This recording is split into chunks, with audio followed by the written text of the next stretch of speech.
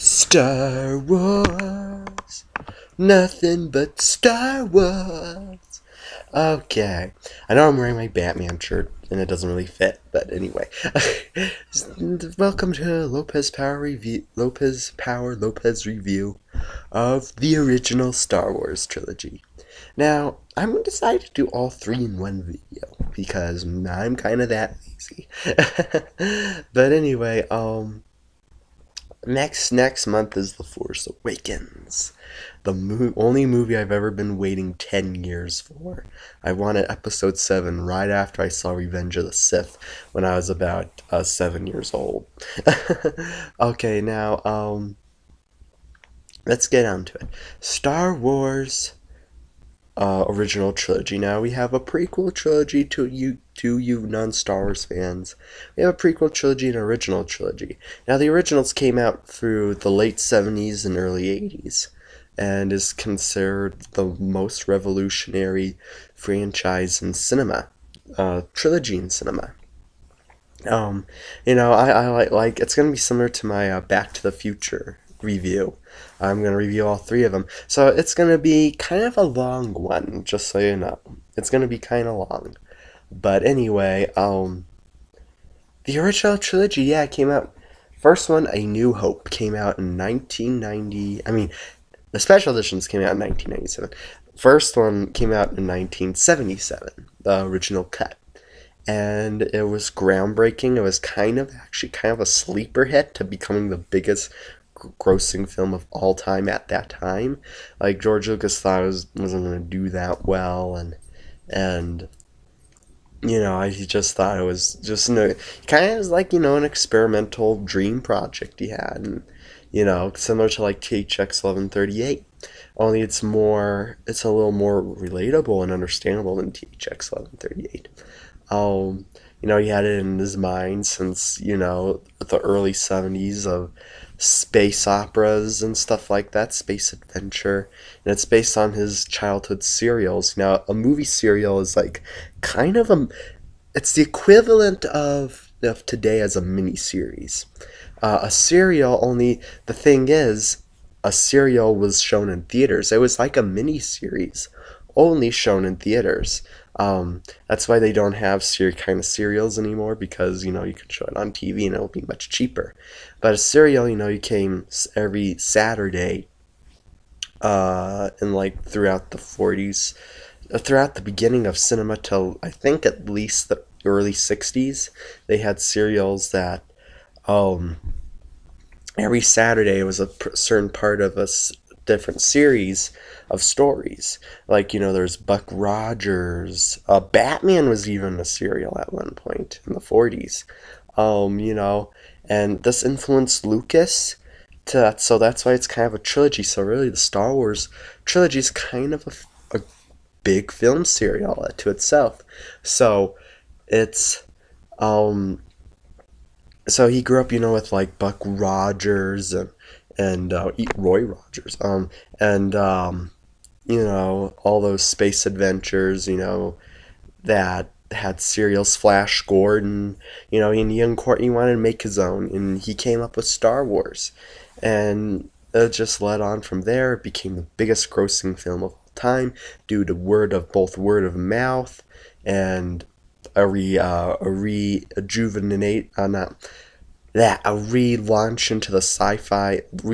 and interest into the sci-fi world during the 70s, because the 70s in movies was pretty interesting, because that's when they started to get kind of dark and experimental with their films.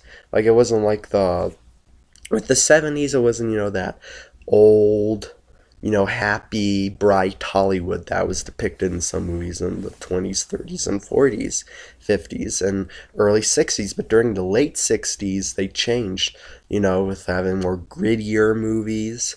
And that was kind of the style of the 70s, the exploitation films and all that, like Chinatown or Midnight Cowboy or The Godfather. Are actually kind of dark and serious movies. French Connection, Clockwork Orange, all those really kind of dark movies were the big money makers of the 70s. And so the 70s was a time of I wouldn't say it's a darker age. It is a dark age of cinema, but it's because that's actually kind of like where the R rating and PG-13 style. I know the system wasn't made until the 80s, but the PG-13 style of films were in the 70s. But Star Wars kind of changed, kind of took a different turn with that, because with reentrance and let's say Star Trek and Planet of the Apes, those sci-fi things kind of made people interested in sci-fi again. Um, and and there's a lot of the, with the maybe exception of Planet of the Apes, a lot of the sci-fi was never really in movies, I think. And so when Star Wars came out, it brought a lot of people together that love science fiction into cinema. But the thing is with Star Wars is not only did it appeal to science fiction, it appealed to the normal moviegoer because it wasn't it's more actually more of a science fantasy. It's not really that much. There is a little bit, but it's not that much science put into Star Wars. It's actually somewhat simple, but somewhat mystical. Um, yeah, so I guess I'll start talking about the movies. George Lucas made the first movie, A New Hope. Now, this may come to a shock to some of you, but when people start talking about their favorite Star Wars movies, they usually say Empire Strikes Back. And I won't argue with them. I love Empire Strikes Back, but my favorite actually is A New Hope. Now, when I was younger, I thought New Hope was actually kind of like my least favorite at the time because there was not much, stuff to it that I liked. I kind of grew up with the prequel trilogy, Don't Kill Me, with that, that fast-paced lightsabers and interesting aliens, and I don't know, it's a more, bigger stories. But with A New Hope, the thing is it kind of starts off, with the exception of the big opening of the getting the plans of the Death Star with Luke and the droids. It starts actually kind of a simple movie, but it gravitates towards something much bigger towards the end. So it's actually set the simplest, and maybe somewhat the small. It's not. It starts to get a bigger story as it gets into the Death Star. When the Falcon is tracked into the Death Star, that's when it becomes a huge story. But from when the droids are on Tatooine to up to that, it's actually kind of a simpler Star Wars movie.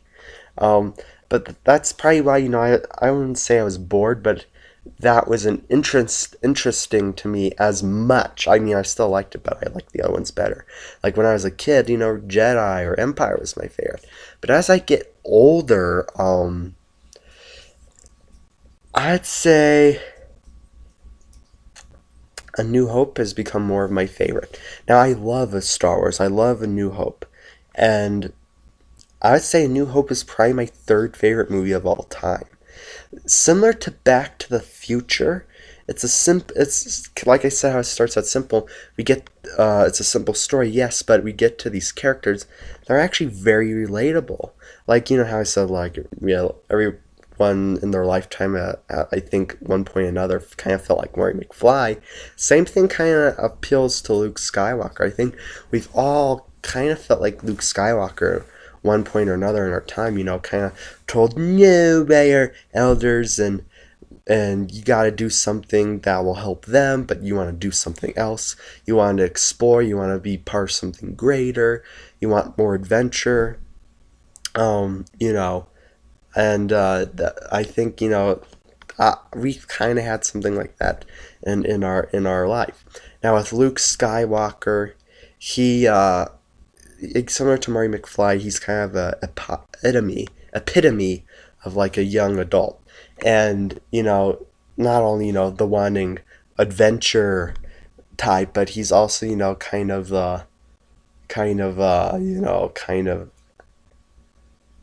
like he needs a father figure, like a lot of the young youth figures, and Obi-Wan kind of becomes a father figure. So, and also it's relatable. Like for example, even Han Solo, the relationship between Han Solo and Luke, it's kind of like a brother to brother kind of bickering, but it's relatable and you understand it, or like two friends. Um, Now, Star Wars, it's not like this story has never been done before, because it has for thousands of years. It's called the hero's journey. It follows the hero's journey. The person becomes part of something greater. The hero with humble background leading on to something bigger in his life. Um, has a mentor, gains friends along the way. Stories have done this, like, Wizard of Oz, and even to the beginning of stories with Greek mythology, with like Hercules and like Beowulf and the Iliad and the Odyssey.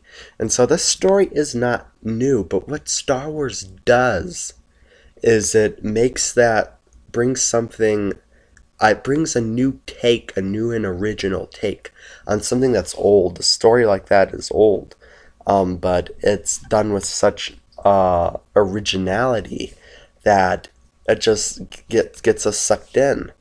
Um, we never really had the story seen before in space, and like I said, it's kind of more science fantasy, because science fiction, you like with Star Trek. Star Trek, I love it, but I have to say, especially with like TNG, and I know Star Wars is before TNG, but anyway, the like especially with like TNG, it's kind of the typical science fiction nerd thing that it's all about science. You need to collect the one particle to 2 plus 2 plus E equals M square, type of thing. With Star Wars, it takes a more simpler take to it. Like, we don't know what runs the Millennium Falcon, unless expanded universe people don't kill me. We don't know what science goes into the Death Star. It's kind of just there, and it's treated more like a weapon, like during World War II. Or, like, for example, the Millennium Falcon is treated more like a hot rod, or like maybe even like an RV, than like a typical science fiction spaceship. So I guess what I'm saying is Star Wars, being a science fantasy, also has that mystical element, but it kind of has that more relatability because, like, for example, we don't know the science that goes into our cars. We just use them. And with the ships in these movies, you kind of get that vibe to them. And the technology, we don't really know the science, and it's not really important to know the science that goes into it, but we just have them to our everyday use, like, the Falcons, or the ships, or the droids. And having that, I think, gives it a little more relatability and more originality, to it. You've never really seen anything like that before Star Wars. Um, Especially, before with A New Hope, you really see that. And I think, with New Hope having its simpler, slower pace, you kind of take in more of that world, I think, especially with A New Hope, than you would with Empire Jedi. Um, and I love the characters. Like I said, I love Luke Skywalker. I love Obi-Wan. He again, we've seen this mentor before from beginnings of time, with like stories, with like Gandalf or Merlin, or I don't know, a mentor from the Iliad and Odyssey. We see the mentor before. And it's even kind of, told today, like with Karate Kid with Mr. Miyagi. So the mentor is not something new, but again, the mentor, wizard, is not something new, but the way they do it the way they execute it is done with such originality. A laser sword, a mystical religious power, it's in space, it's just so original and so groundbreakingly cool. The Force and the Jedi, especially with Obi-Wan Kenobi and Darth Vader. Um, Han Solo is, pretty much I love Han Solo. He's the card playing scoundrel that you kind of have just the soft spot for. It's just kind of like I love Han Solo. He's the one. A lot of people don't see him as this, but with the exception of C-3PO and R2-D2, and I think it's a good thing, throughout the Star Wars trilogy, I think Han Solo is actually kind of the comic relief. You know, he says the funniest stuff in the movies, even funnier than C-3PO and R2-D2. He's the funniest one in the movies, and I think that's because, you know, Harrison Ford has that sly charm to him that makes some of these kind of like really funny. Especially in Empire. No, I'm talking about A New Hope, but again, like in the new one, in A New Hope, where he's like, you know, escapes the Empire, and he's like, "Don't everybody thank me at once." You know, he kind of has that sarcastic vibe that, you know, like Sokka had in Avatar.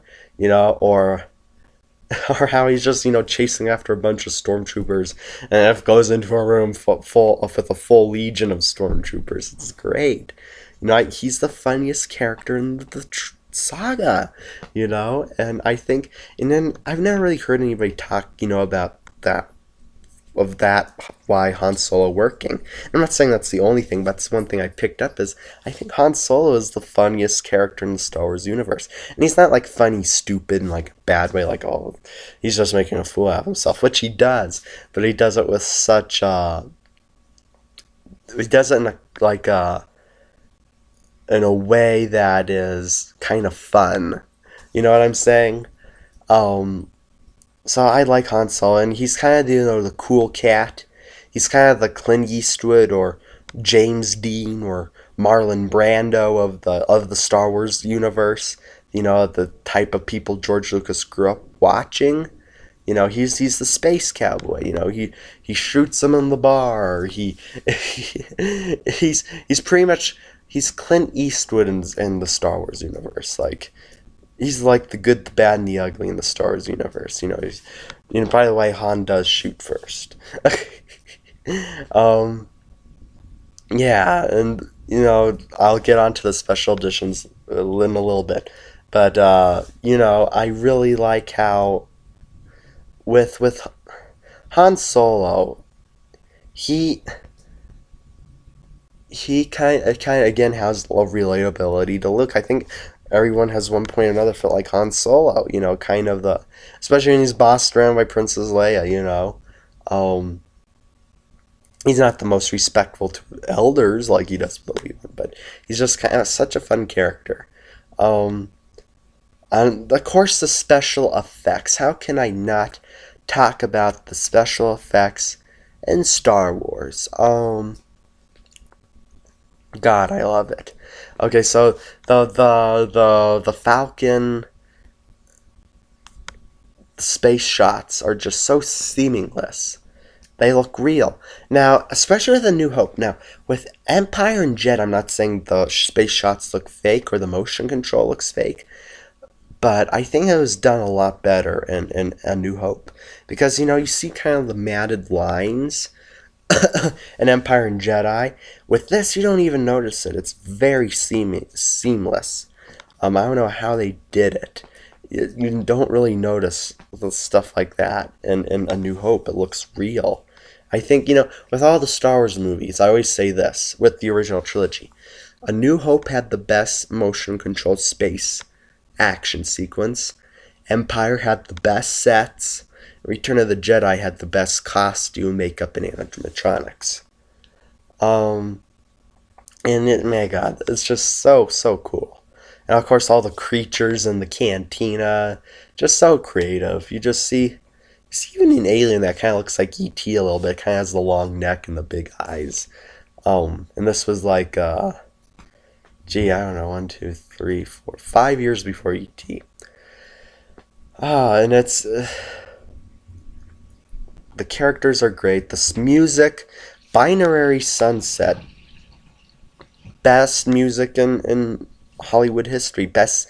That's probably my favorite scene in the movie when he's just looking out into the distance and wanting more adventure. It's just beautifully shot, beautifully shot. Um, you know, I love the characters. I love the comedy. I just love everything about this movie. The science fiction. I love the villain Darth Vader. He's the epitome of evil. Him and the Empire. Um, and of course what's cool about A New Hope, okay, with all the Star Wars movies, the climax is a lightsaber battle. With all of them, the climax is always going to be the lightsaber battle. With the exception of A New Hope, the climax is actually the space battle. And the space battle is so cool. The best one in Star Wars, in my opinion, through the trench against Seamless.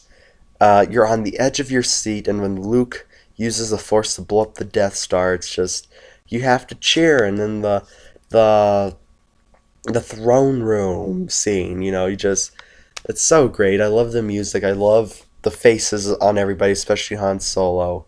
He's just so serious. He knows he's won something, and of course the everyone's free in the galaxy, and so it's just so good. Um, uh, Not free in the galaxy, saved. With them getting medals. They saved by destroying the Death Star. Now with A New Hope, not really so much in Empire and Jedi. I think Han Solo has a story arc. He gets his story. I mean, Luke gets his story arc throughout the trilogy. Both Han Solo, he gets it in the first movie. He's got a heart of gold, but he's a scoundrel. He just kills people cold-heartedly. He's the anti-hero. He's just into money. But when he becomes part of saving the princess and destroying the Death Star, it changes him. He becomes a hero. He becomes part of something better. He becomes a good guy. He's kind of the atheist when it comes to the Force. Hokey religions. And then at the end, by him saying, "May the Force be with you," you could tell he's come to terms of accepting the Force. He's like, maybe there is something to the Force. And I know that's, with a lot of people, especially with the new trailer. They're like, Han Solo, how in the other movies, he says hokey religions and all that. How come now he's like, it's the Force, it's real. I'm like, remember, of course, when I made my video, I was like, that's kind of opposite of his character. But when I made my video, I did not realize that if you watch A New Hope, at the end when he says, "May the Force be with you," it's supposed to show and confirm that he's come to grips with the Force. He's come to grips with accepting the Force. That's part of his story arc in A New Hope. And it's a great story arc. So that's all I really have to say about A New Hope. 4 out of 4. 10 out of 10. A+.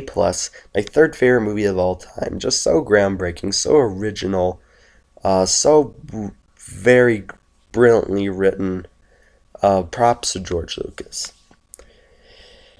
Now let's go to Empire Strikes Back.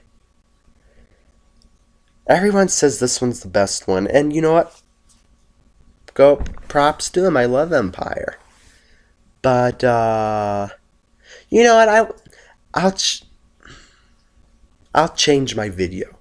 Instead of making it one full video, I'm just gonna talk about the other 3 in a different videos because I need to kind of rest my brain. So A New Hope, great movie. Definitely recommend it. My third favorite movie of all time. I'll talk about Empire and Jedi in the next 2 videos.